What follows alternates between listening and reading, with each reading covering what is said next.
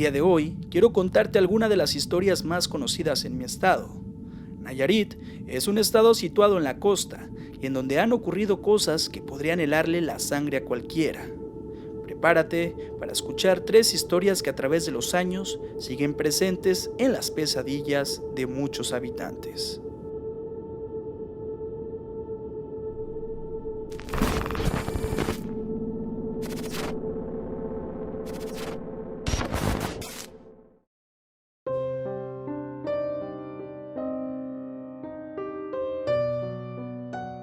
La siguiente leyenda data de 1841. José María Castaños era un empresario de origen español que compró un terreno y edificó en el mismo una gran fábrica de textiles, idéntica a una que había visitado en Bélgica. Ahí contrató a muchos obreros humildes de sus alrededores, a los que explotaba sin compasión alguna. Lamentablemente, en aquella época los trabajadores no gozaban de ningún derecho, por lo cual sus patrones les pagaban una miseria a cambio de horas de trabajo extenuante. Un día, cansados de tanta miseria, los hombres organizaron una huelga y se rebelaron en contra de Don Chema. Pero él, teniendo las autoridades de su lado y muchísima influencia, pudo hacer que arrestaran a los líderes de la revuelta, quienes fueron torturados de la manera más vil. Después los ejecutaron, colgándolos enfrente de la fábrica. Cuando sus compañeros vieron sus cuerpos inertes, se llenaron de terror. El lugar siguió funcionando como de costumbre. Habría que pasar mucho tiempo antes de que las cosas cambiaran para los obreros. Hoy en día, corre el rumor de que quien visita la fábrica de noche puede escuchar los gritos, el llanto y el sufrimiento de aquellas personas masacradas, e incluso ver la sombra de sus cuerpos colgando de los árboles.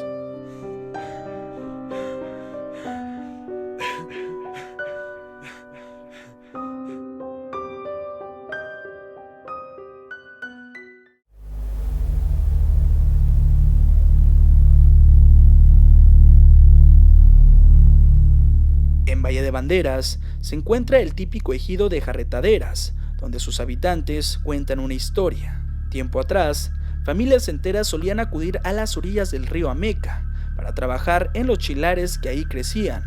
Siempre volvían a sus casas apenas el sol comenzaba a ocultarse, sabiendo que era hora de irse por las campanillas que sonaban a lo largo del riachuelo. Cierto día, un hombre se quedó hasta tarde recogiendo sus herramientas, cuando vio algo extraño a lo lejos.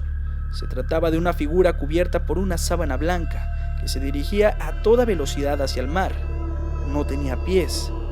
Aterrorizado, el sujeto huyó y contó a los demás de lo que había visto. 3 de los lugareños más valientes se pusieron de acuerdo para montar guardia en la noche y averiguar lo que estaba sucediendo.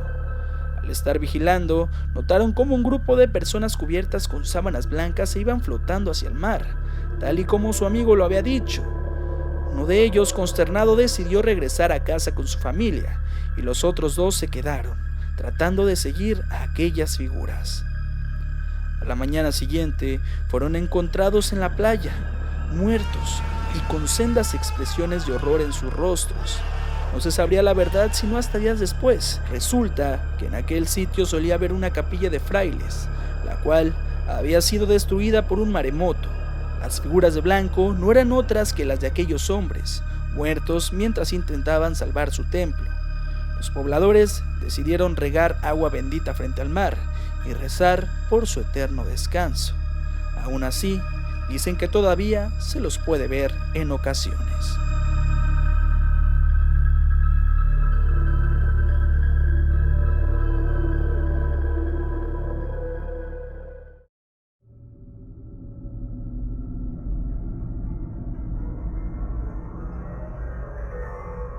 Hace mucho tiempo, un campesino vivía en las cercanías del Cerro de San Juan.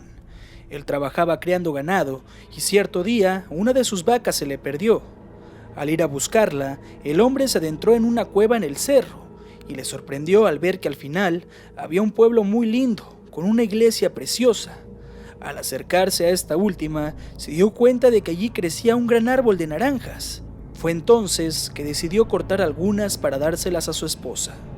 Al regresar por donde había venido, se quedó perplejo al notar que todo era muy distinto. Había casas que no estaban allí antes, y las que sí estaban algo deterioradas. Confundido, se acercó a su casa y le sorprendió al ver a su esposa que le abría la puerta. Había envejecido varios años. Su rostro, al verlo, fue de auténtico terror. Entre lágrimas le confesó que todos en el pueblo lo querían por muerto, pues un día había desaparecido sin avisar y ya habían pasado 25 años desde aquello. Asustado, el hombre le dijo que solo se había ido un momento para buscar a su vaca y que había recogido naranjas para dárselas a ella.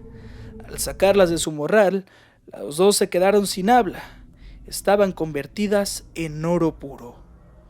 Por eso se dice que cada 24 de junio pasa algo extraordinario en el Cerro de San Juan. Al final de aquella cueva se abre una puerta encantada, detrás de la que todo aquel que entra se queda encerrado por un cuarto de siglo. Si te gustó el video, te invito a suscribirte al canal y activar la campana de notificaciones. Sin más, deseo que pases una muy buena velada.